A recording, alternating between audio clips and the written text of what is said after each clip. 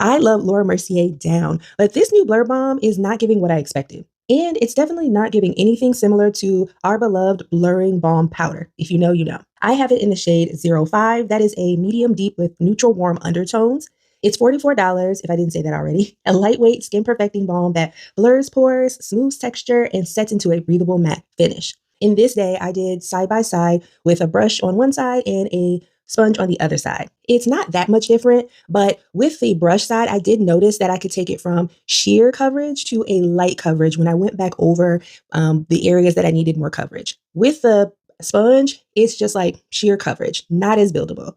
The other thing is that you have to go back into the pan so many times to build up coverage. I found myself digging my brush back into it, digging the sponge back into it over and over and over again just to get sheer and then build up to maybe a little bit of like a light coverage, which is a little bit of an issue for me because you don't get that much product. I usually don't talk about like price per ounce and cost of things, but this is an expensive product. For this $44, you get way less product than you do for other blurring balm type products. I mean, you're getting 5 grams versus I think like 18 grams. That is a huge price difference. And like I said, this is sheer to maybe you can build it up to like light coverage. So you'll never really get medium or full coverage from this, in my opinion.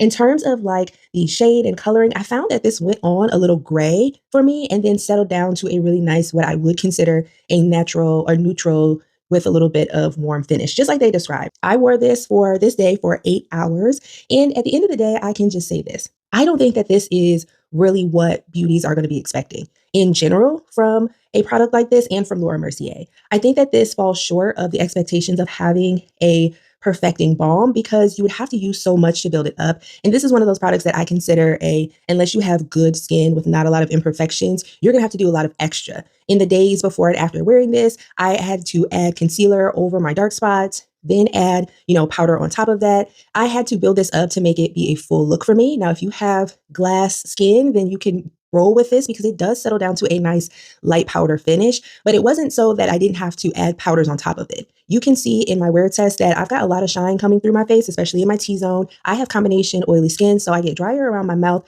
but oilier in my T-zone. And you can tell that this did not stop me from getting oily. So I think that this is just an okay product.